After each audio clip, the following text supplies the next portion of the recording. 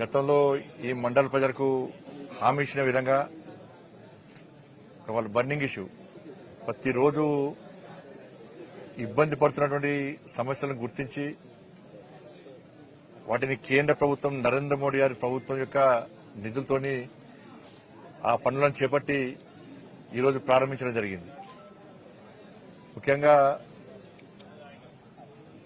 లింగన్నపేట నుంచి కొరుట్లపేట వరకు వయ్యా మల్లారెడ్డి పేట మీదుగా 15 కోట్ల రూపాయలు విలువ చేసినటువంటి 15 కోట్ల రూపాయలతో నిర్మించినటువంటి రోడ్డు నిర్మాణాన్ని ఈరోజు ప్రారంభించడం జరిగింది.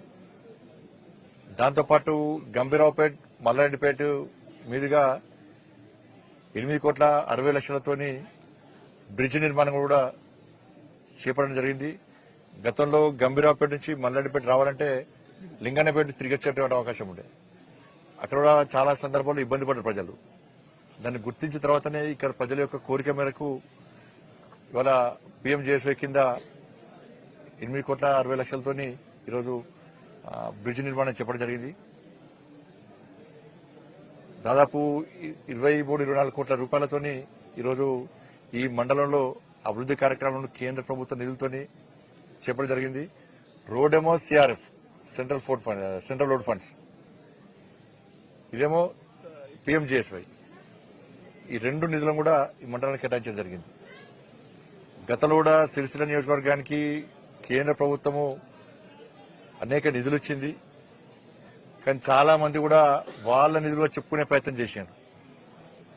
ప్రారంభోత్సవాలు కూడా వాళ్ళే చేసేటోళ్ళు, కనీసం మోడీ గారి పేరు ఇక్కడ ఇప్పేటోళ్ళు కాదు.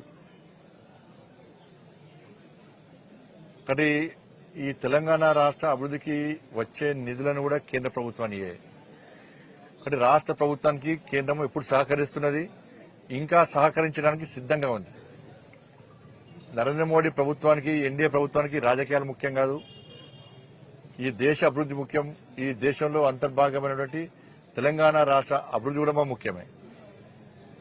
కానీ దురదృష్టవశాత్తు ఇక్కడ రాజకీయ వైషమ్యాలతోని, రాజకీయ విమర్శలతోని గత ప్రభుత్వం ఏ విధంగా కేంద్ర ప్రభుత్వానికి దూరమై తెలంగాణ రాష్ట్రాన్ని అధోగతి పాలు చేసిందో, ఇప్పుడున్న కాంగ్రెస్ పార్టీ ప్రభుత్వం కూడా కేంద్రం మీద, ప్రధానమంత్రి మీద ఇష్టానుసారంగా వ్యాఖ్యలు చేస్తూ, లేనిపోని విమర్శలు చేస్తూ, రాజకీయ వైషమ్యాలు సృష్టించి అభివృద్దిని జరగకుండా చూసే ప్రయత్నం సాక్షాత్తు రాష్ట్రంలో తెలంగాణ రాష్ట్ర ప్రభుత్వమే చేస్తా ఉన్నది. ప్రభుత్వం ఏర్పడిన తర్వాత రాజకీయాలు పక్కబెట్టి వాళ్ళని నమ్మి గెలిపించిన ప్రజలకు, నమ్మి ఓట్లేసిన తెలంగాణ రాష్ట్రాన్ని అభివృద్ది చేయడమే లక్ష్యంగా పనిచేయాలి ఏ ప్రభుత్వమైనా కూడా. కానీ పేరు ప్రఖ్యాతుల కోసము, రాజకీయాల కోసం తెలంగాణ ప్రజలకు అన్యాయం చేసే విధంగా, తెలంగాణలో అభివృద్ది జరగకుండా మొండి పట్టుకుపోయి షో పాలిటిక్స్ చేస్తుంది తెలంగాణ రాష్ట్ర ప్రభుత్వం. నేను మొట్టమొదటి తెలంగాణ రాష్ట్రంలో కాంగ్రెస్ పార్టీ ప్రభుత్వం ఏర్పడిన తర్వాత విజ్ఞప్తి చేసినాను, దయచేసి విమర్శలకు పోకండి, పగలు పట్టింపులకు అవకాశం ఇవ్వకండి. మంచి ఆలోచనతో కేంద్ర ప్రభుత్వంతో ఒక సానుకూల వాతావరణాన్ని ఏర్పరచుకునే ప్రయత్నం చేయండి. కేంద్రం సహకరించడానికి సిద్దంగా ఉంది. గతంలో బీఆర్ఎస్ పార్టీ ప్రభుత్వం ఏ విధంగా తెలంగాణ రాష్ట్రంలో అభివృద్ది జరగకుండా ఏ విధంగా అడ్డుకున్నదో మీరు ఆ పందాన్ని కొనసాగించకండి.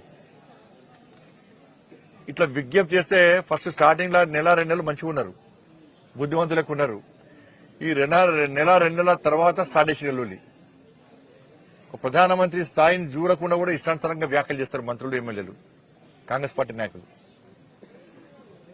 ఇది మంచి పద్ధతి కాదు. కేంద్రం సహకరించడానికి సిద్ధంగా ఉన్నప్పుడు మీరు కూడా దానికి సిద్దమే రావాలి.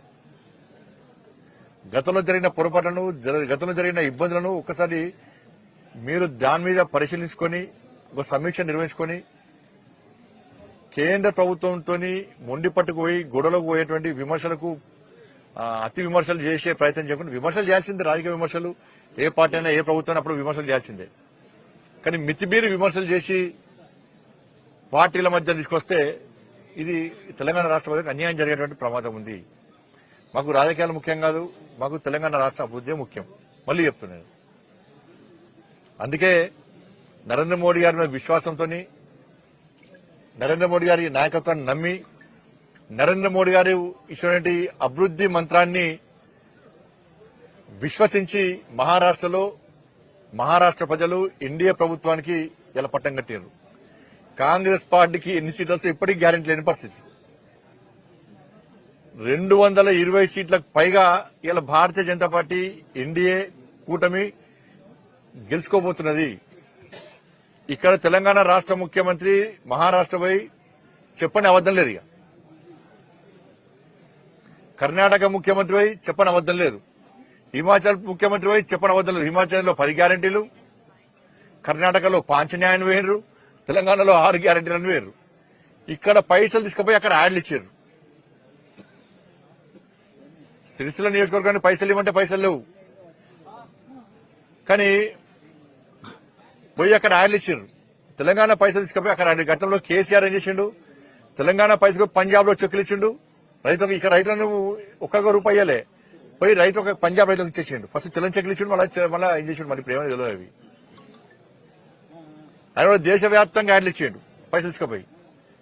ఉన్న పైసలు వీళ్ళు వాళ్ళ సొంత ప్రచారానికి పెడుతున్నారు తప్ప దాన్ని ప్రజా సంక్షేమానికి మాత్రం ఉపయోగించే ప్రయత్నం చేస్తలేరు. అవి కూడా అబద్దాలు ప్రచారం చేస్తున్నారు. కాబట్టి మహారాష్ట్రలో కాంగ్రెస్ పార్టీ ఓటమికి ప్రధాన కారణం హిమాచల్, కర్ణాటక, తెలంగాణ రాష్ట్రాల్లో కాంగ్రెస్ పార్టీ ప్రభుత్వాలు వైఫల్యం చెందడమే, ఇచ్చిన హామీలు నెరవేర్చకపోవడమే మహారాష్ట్రలో ఐఎన్డీఏ కూటమి ఓటమికి ప్రధాన కారణము. వీళ్ళు 6 గ్యారెంటీలు అమలు చేస్తామని చెప్పన్నారు, కానీ ప్రజలు నమ్మలే. ప్రజలు వాస్తవాలు తెలుసుకున్నారు. నేను వేనా, కిషన్ రెడ్డి గారు వేరు, మాతో పాటు చాలా మంది నాయకులు వచ్చినట్టు ప్రచారం చేసినాం. ఆ రోజు చెప్పినా మేము ఎట్టి బస్లో ఇక్కడ ప్రజలు చాలా సీరియస్గా ఉన్నారు. నరేంద్ర మోడీ గారి మీద విశ్వాసంతో ఉన్నారు. కాంగ్రెస్ పార్టీ పేరు చెప్తేనే చేసుకునే ప్రయత్నం చేస్తున్నారు.